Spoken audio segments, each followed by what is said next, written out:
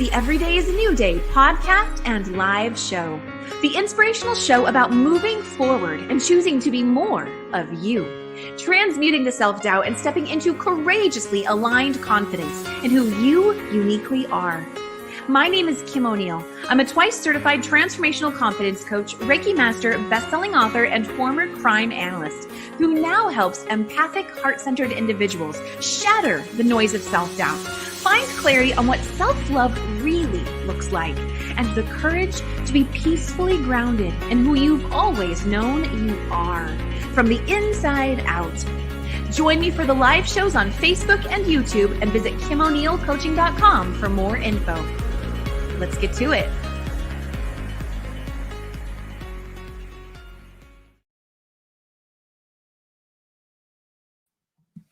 All right, and welcome to another Everyday is a New Day show. Let me know where you're joining us from today. I see that we do already have live viewers with us. So good to see you on YouTube, Facebook, and of course, to all of our replay podcast listeners. My name is Kim O'Neill. You've already heard who I am in the intro, and I'm going to get right to today's guest because this is just such a fun treat for me to be able to bring him on the show and share him with you. And so with that said, I want to go ahead and welcome Elias Ramer. Welcome. Well, thank you, Kim. It's such a joy to be here with you. Honor and delight. Thank you. And welcome, everybody. Yes. And so welcome, David Michael Searcy. Good to see you. And just love having all of you guys here. Hello to Helene, who is also with us. And hello to Carolyn. You guys are so awesome. As always, continue to let us know in the chat what questions or ahas you have throughout the show.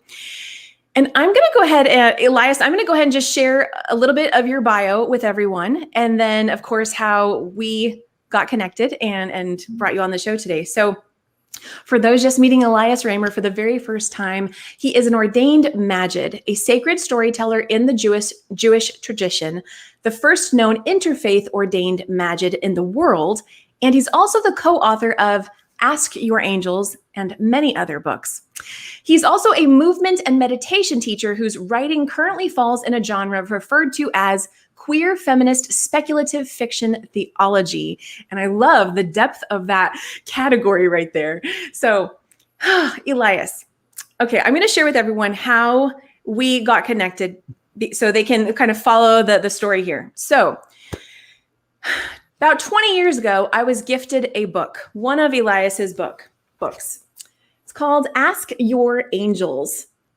And this is a book that I have kept on my shelf for many, many years. And about a couple years ago, as I started to do book reading videos live on YouTube, which many of you have seen now, this was one of the books I was very inspired to share and read an excerpt of it. And it's turned out to be one of my more popular videos. And lo and behold, Elias Ramer found the video last year and he commented on it. And it was just so exciting for me. So with that said, Elias, you originally authored this book under the name Andrew Ramer. And will you share everyone with them the name change and what's behind that? Yes, because it's very related to our conversation. I was not born with a middle name, nor is my brother. And when we asked our parents when we were kids, they said Jews don't have middle names, which isn't strictly true. Okay. So I always wanted a middle name. I never felt that Andrew was my name. And in 1988, I was in a workshop in Alma Daniels' living room. And Alma is one of the other co-authors of Ask Your Angels. And the woman who was guiding the workshop had everyone ask your guardian angel, what is your soul's name? Ooh. Every single other person in the room got an exquisite name from their guardian angel that I have said was a head-on collision between Sanskrit and Polynesian. So we introduced ourselves, and one person would say, my name is Ashandawara. My name is Namakalani. Everyone got a name like that. My angel said, your name is Andrew Elias Ramer. So we went around the circle, and I asked Alma recently if that was her memory of the day. She said yes. So an angel gave me this name, There's a line in the Bible that says when we live, or that God gives us 70 years to live, 80 if we're strong. And I thought, it was my 70th birthday 2 weeks ago, what could I give myself? And I thought, I'm going to step into the middle of Andrew Elias Ramer. So that's, my books will continue to be written by Andrew Ramer, but hence Elias, and it has to do with angels. I love that. Why do you think your name was seemingly so different from the names that everyone else received? I've wondered that because I'm always cranky, crotchety, and something of a rebel. Okay. Also, Elias was my great-great-grandfather, although his name, he was an Italian Jew, and his name was probably Elias. So it was rippling up my lineage in a way, which I think is important. Wow. Wow. Okay. Hello to a few more of our viewers here. Elias, I just got to sit with that. That's awesome. Eileen is saying hello. Hi, cousin Elias. And it looks like we also have Kate Snicket with us who's saying happy birthday. Is it your birthday, Elias? It was on March 24th, which is when I became Elias. Yes. So a beloved friend, Anastasia's here. We've already met David Michael, my son, cousin, friends of yours, people in your community. What a joy. Well, and I do want to acknowledge, so the day that we're recording this, it is April 8th. And as I looked at the clock, it said 12:08 p.m. And just earlier before we started, I was reading the passage that how you and Timothy Wiley met on it was something like the 8th day of the 8th month of 1988.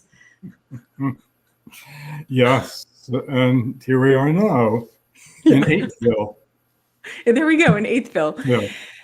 Oh, okay. So, Elias, where do we go from here? I want to start with, because you do have so many messages that you could share with people. And as I was reading, of course, more of your story in Ask Your Angels and how you've been hearing angels' voices ever since you were a young kid. And it was quite a long journey to getting to a space where you felt more comfortable with that.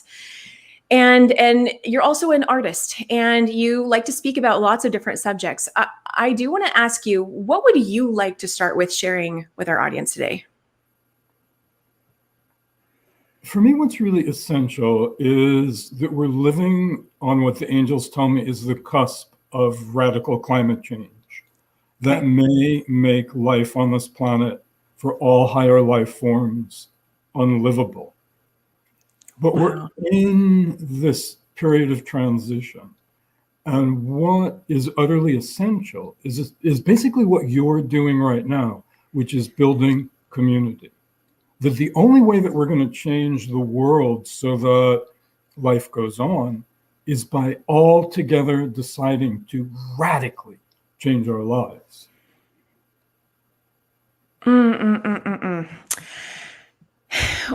With that, one of the things that I know you mentioned was something you really wanted to touch on is about the Thymus Chakra. And being a Reiki master myself, the chakras I agree are very important. And I'd love to hear what you have to say about the Thymus Chakra. Great, thank you. So if you're watching, listening, and you don't know what chakras are, that's your homework.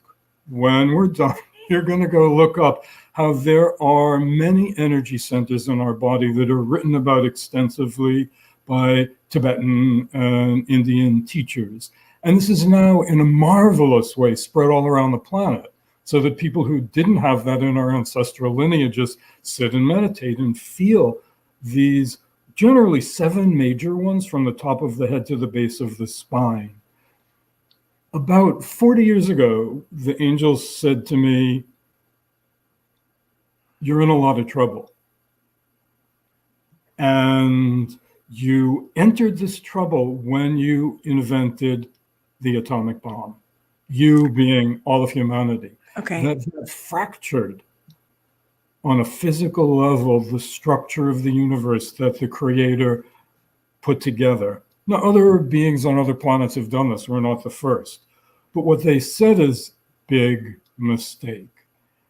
and whole councils of the beings that help to guide us, who we don't usually pay attention to, decided what we need is to embed a new chakra in our bodies. Wow. So it's between the heart and the throat. And if you start to tap your upper chest, there's an area where there are sort of two ribs that stick out. Mm-hmm. And turn your senses inward, what you will notice is that there is a tiny little seed of energy there between your heart and your throat chakras. Thymus Chakra. And if you focus on it, if you like colors, its color is sort of in the blue-green range. Okay. Aqua, turquoise, not the same for everyone.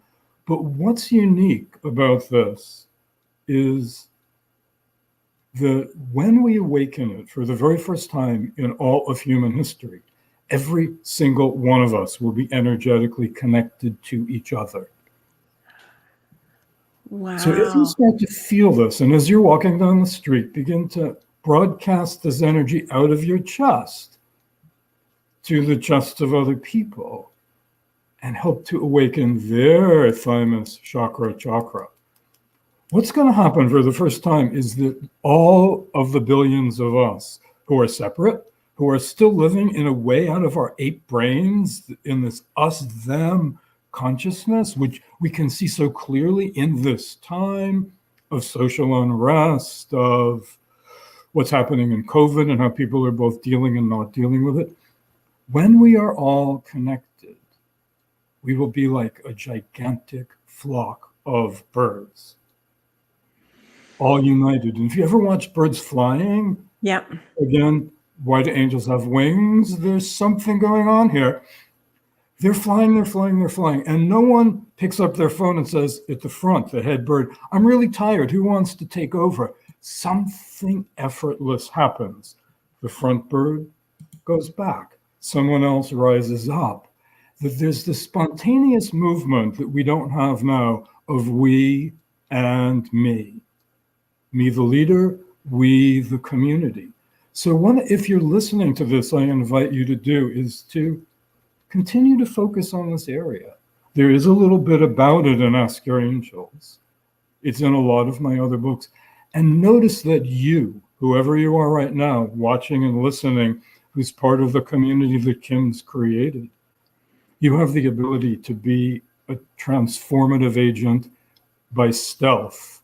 You're sitting in your car at a light. Beep, beep, beep, you're beaming this out. You're in a line in a supermarket. Beep, beep, beep, beep, beep. You're sending this energy out and feeling that we can connect. And right now, we're so aware of all the divisions just in this country, not the planet. This will be the healing. And that's fascinating. That's the Thymus Chakra and not the heart chakra. Yes. What the angels told me is that the heart and the heart chakra evolved to love all the people that we know. And that we're biologically programmed to really love about 125 people, because that's how for 1 million years human animals lived, in little pods. Okay. And our primate brain is still conditioned to think, if you're not in my little pod, you might kill me. I better kill you first. What the thymus does is it opens us up to love approximately 14 billion people who are not on the planet yet, and hopefully won't, because that's way too many. Wow, that is fascinating. Okay. So our audience, they're just going wild with the chat. So let me go back to here. We have also Anastasia with us from Yosemite. Good to see you. And it looks like Kate acknowledged about her name. She said, "Hi, Andrew. It's Nora from Ohio." So thank you for acknowledging that. Hey, Nora. Hey, Lynn, I don't know how to answer the chat, but some of them I can see. That's okay. Yeah, on the left, on the one of the sides of your screen, you can see the comments there. And Yes. Lynn is also with us saying, "Brother." Hey, sister. Love you. Oh. Oh my goodness. So, Elias, I love that you're talking to us about the angels and their messages to you. over time. I was mentioning to Elias just before our show how I had just read a passage in the book here, and let's see if I can locate it again really quick. I put some tags on here. The message here was, and this was written in 1992. So it was the chapter 3, How We Met Our Angels. And it says, the angels say that the worst is over. The tide has turned, but it will take time for this grand vision to be fully realized in our material reality. All is in place for the coming transformation. We will look back and wonder how it all happened. How did we slip so gracefully and smoothly into a new era of light and life where spirit and matter are united? And I just had to share that out loud because I think so many people can see how that is showing up in their present reality very much these days, as opposed to, pre-COVID. But I also think it's so key and helpful to hear you say that it's the time is now for us to make those shifts that we haven't yet made.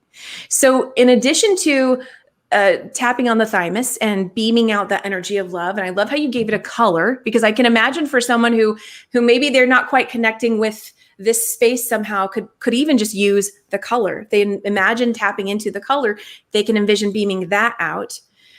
What other tips or advice have, from the angels have you received about how we can take heed of this time right now in bringing the light and life and matter and all of it together? Lovely, lovely question. If you're here today, whatever your thought is about what an angel is, what the angels have often said to me when I'm teaching an angel workshop is, we are information fields. And what they say is, we're sitting here right now, surrounded by information. How are we all together? This is the first time this has ever happened in human history, that we're together in completely separate places. Information is connecting us. If I pick up this little mobile phone, which is mine but does not work, which makes me very happy actually, there are thousands of people who could connect to me. Right. This is information. So what the angels are inviting us to look at is whether you believe that angels are beings with wings, whether you believe that angels are information fields, their invitation is at every moment of the day to do two things: to stop and be grounded in your body.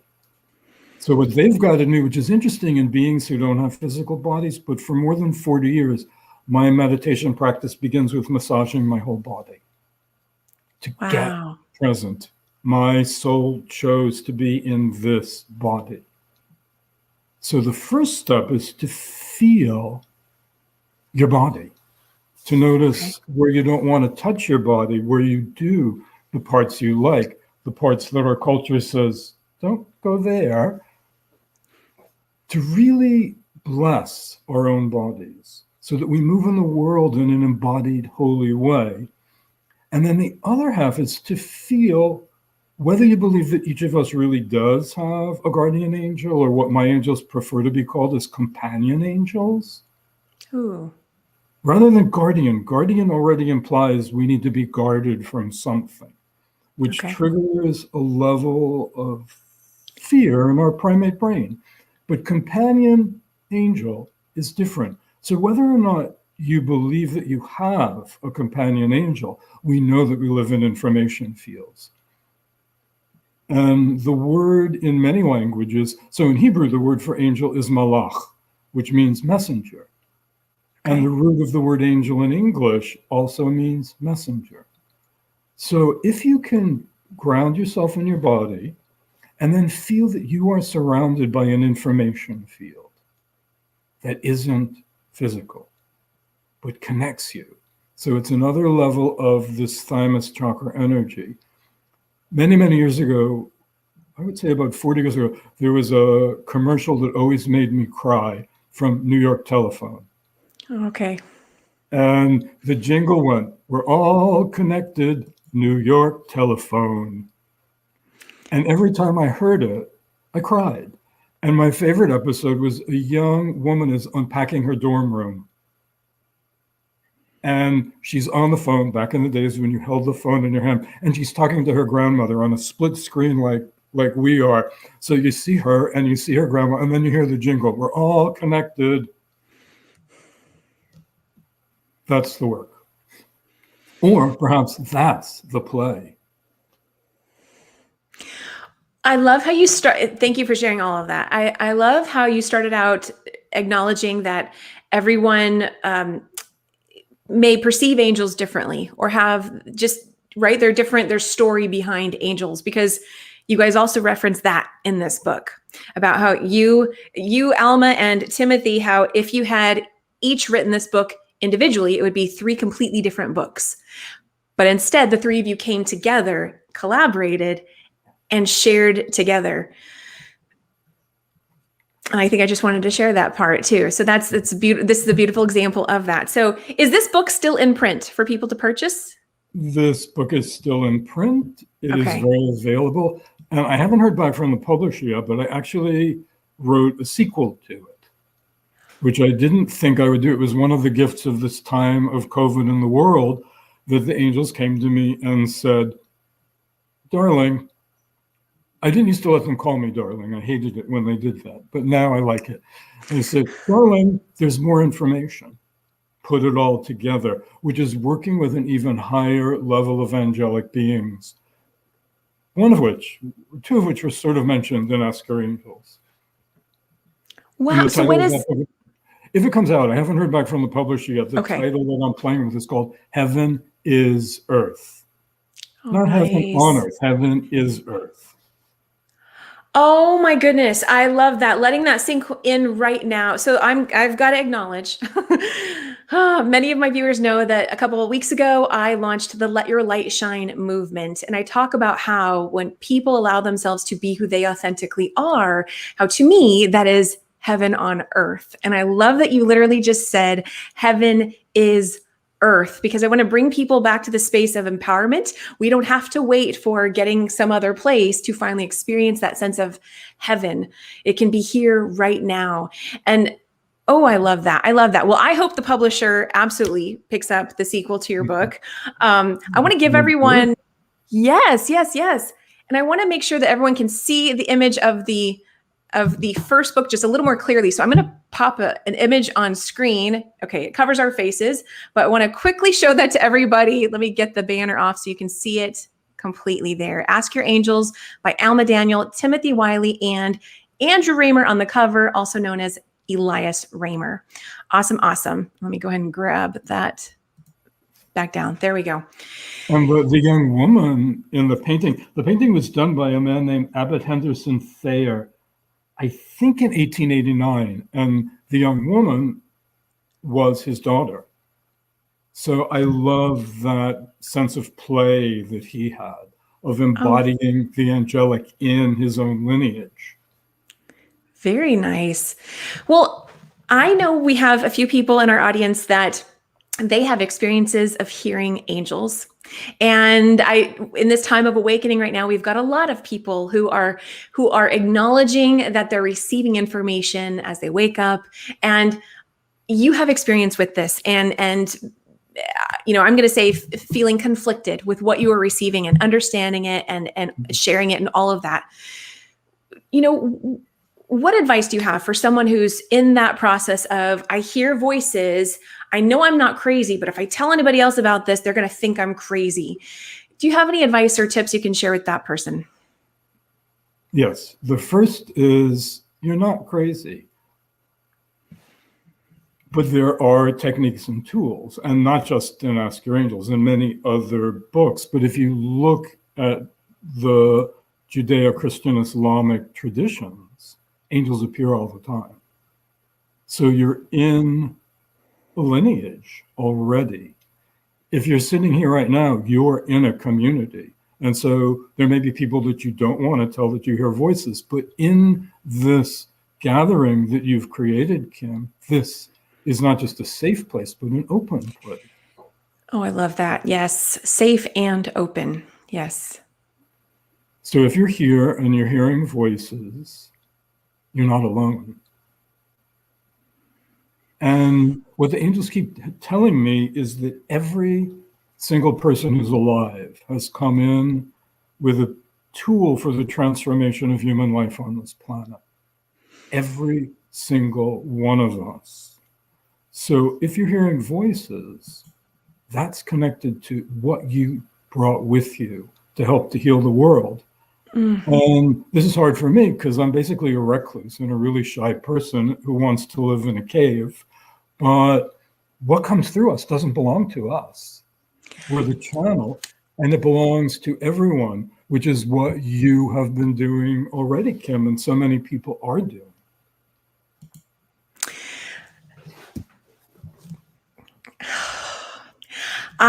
Sometimes I get so immersed in these conversations. It's like, I don't know where to go next. And I'm so glad to see that our audience is loving this conversation too. Thank you. Yes. Show that on the screen a little bigger. I'm going to see if I can make you, bigger.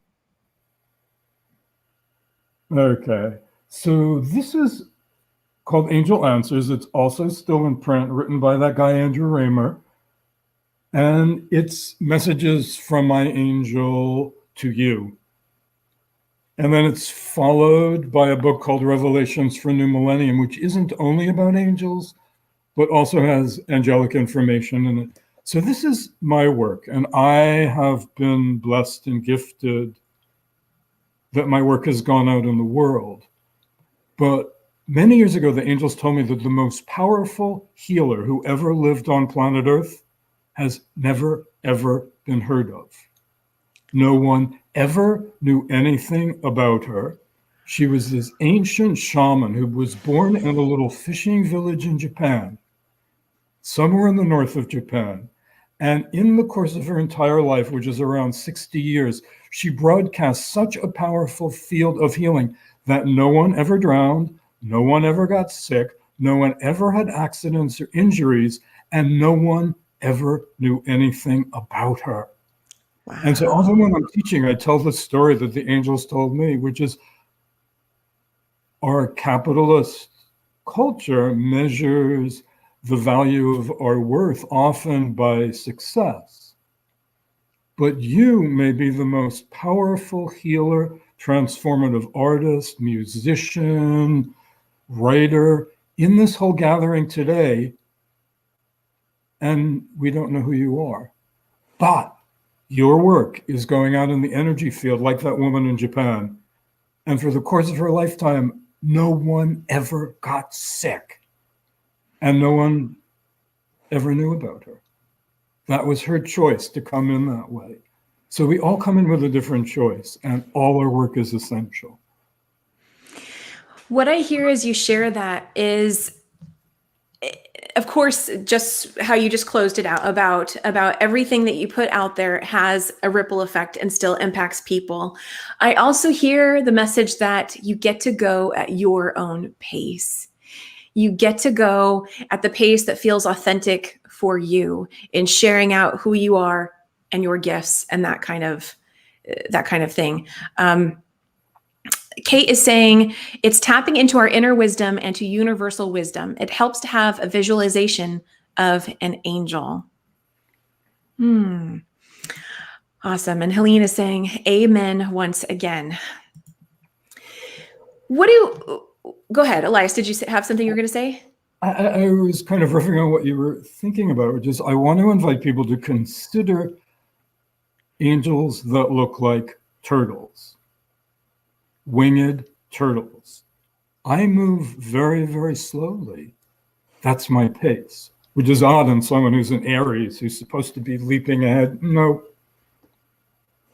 So just imagine that some of our guardians move at turtle pace and they're angelic. I love that because angels are one of my animals. So I think that's fantastic. I absolutely will envision turtles with angel wings. Great. Betty is saying, I recognize many angelic saving graces upon me in the past. Awesome, Betty. And Helene is saying, thank you for this show. You're welcome, Helene. I appreciate you. Thank you for being here. And Linda is saying, such a great point that what comes through us is not ours alone. It's coming to be given. This takes the ego out of it too, along with the lack of confidence that can hold us back. And thank you, Linda, for, yeah, go ahead, Elias. And Linda is the person who helped me to open the door to accepting listening in Brooklyn in 1976. So, Linda, you are a wise and powerful teacher, because we would not be here if it wasn't for you all those years ago. Awesome. Well, Linda, thank you for being with us today and chiming in. And here's what I have to share that really speaks to that. I launched the Let Your Light Shine movement a few weeks ago, but it actually was a few months ago that I received the inspiration for it. And it was the first time that I really felt an inspiration in the way that I felt it for the movement. And just like what you were describing, that what we receive isn't for us, it's for others. And so this movement that feels just very big and very much to serve so many people, it came through me, but it also doesn't feel like it's mine. And so it's such an interesting feeling that I love, because it means I can get to speak to it without feeling any of that egoic attachment to it. And I just wanted to add that. And Linda is giving lots of kisses and hugs too. So thank you, Linda, for that. Elias, we have reached our allotted time for the show, but I want to make sure you get to share some of your other projects. I know you have a few other books with you. You just shared those. Is there anything else you'd like to share with our audience today about what you're doing, how they can connect with you after the show? Anything else we haven't acknowledged? I am so delighted to be here. And what I am is really, in some way, a funhouse mirror for you. So when you go to an amusement park and there's the funhouse mirror and it distorts, what you're looking at is you, not me. I'm just the funhouse mirror. I look like a 70-year-old man, but I'm you. And what is coming through you is for everyone right now. Every one of the 7+ billion of us, every single life form, and the planet itself. And the best way to connect is, I want to invite everyone to imagine that there are 3 angels who are the focus of the sequel to Ask Your Angels, Heaven is Earth. I want to invite you to imagine that there are 3 angels bigger than the planet. They are gigantic spheres of information, larger than the planet and beyond its atmosphere. One is the angel that guardians the physical planet. One is the angel that guardians all of life on the planet. And one is the angel that guardians human and cetacean consciousness on this planet. And all of us seem to have one of those 3 as a primary agent. So my invitation is, sit quietly. Feel your companion angel with you. Feel your Thymus Chakra. And notice which of these 3 right now is your primary doorway for your sharing your information energetically. And just sit with it. It, my pronoun for angels, it. Sit with it. My pronoun for God is capital I, small t, it. And feel that what's happening today is the manifestation of what Kim O'Neill was guided to do as your part of the transformation. And again, some of us may be like the healer in Japan. We will not have shows. We will not publish books. But 1,000 years from now, some angel will say to someone else, the most powerful healer that ever lived on the planet, no one ever knew who that person was. But oh my goodness, did they make a difference? Elias, thank you for sharing that. That is a fantastic visual that, let me know in the chat. Are you going to do that after we get off today? I know I absolutely will. So thank you for sharing that. And one of our viewers, and I don't want to get the name wrong, but someone earlier said, "Oh my goodness, I'm loving this conversation. I wish it was 3 hours." And before we went live, Elias said, "Well, we could talk for 3 hours." And I said, "Well, I'm open to that. We're not going to do that today." But Elias, I would love to have you back to share more with our audience. And we didn't even touch on some of the things I planned to touch on. And that's, I always feel that that's just fine. We go with what is resonating in the moment. And you shared so much good stuff today. So thank you for everything you shared. What is the best way for people to get in contact with you after today's show? If you go to that other person's website, andrewramer.com, okay, you will find contact information. And do please note that Andrew Ramer hardly ever checks his email because he's a 19th century character who writes with a fountain pen. So he will move slowly. At some point in the next 20 or 30 years, he will reply. But think about fountain pens. And think about all of us. Let's take a moment now to just beam out this Thymus Chakra energy to everybody here. We can't see each other, but we're together. And what this gathering is doing is rippling out like a luminous pebble dropped into a pond. This energy that we're all a part of now is rippling out to the whole planet, to all of humanity, to all of life on the planet itself. So thank you, Kim, and thank you, everyone. Thank you for being here and sharing that. And yes, definitely go to andrewramer.com. And I'm just going to spell that for our podcast listeners. That is AndrewRam, as in Mary, ER, andrewramer.com.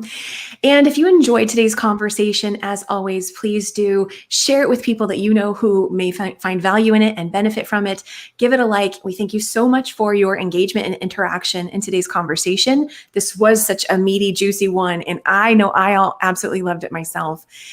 And I just want to lastly remind everybody that you have an open invitation to join the Let Your Light Shine movement.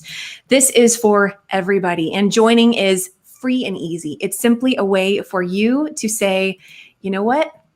I am awesome just as I am. And this is how I shine. And this is what shining means to me. And by doing that, it speaks to that ripple effect that Elias was sharing with us of each person being and giving their gifts in the world, and how it has a massive ripple effect for the planet. So that link is on the screen for all those who would like to join the Let Your Light Shine movement. And with that, just going to lastly again say thank you, Elias, for being here today. I look forward to connecting with you again beyond today's conversation, and wishing you all the success with the sequel of your book. I look forward to getting an update on that as well. Good. Thank you. And wishing everybody an amazing day. Remember, wherever you are today does not have to be where you are tomorrow. You are light. As Elias was saying, heaven is earth. What an amazing shift that right there is. Go out and be that light that you are already. And I'll see you again on the next Every Day is a New Day show. Stay right there, Elias, and I'll see everyone else again soon. Bye.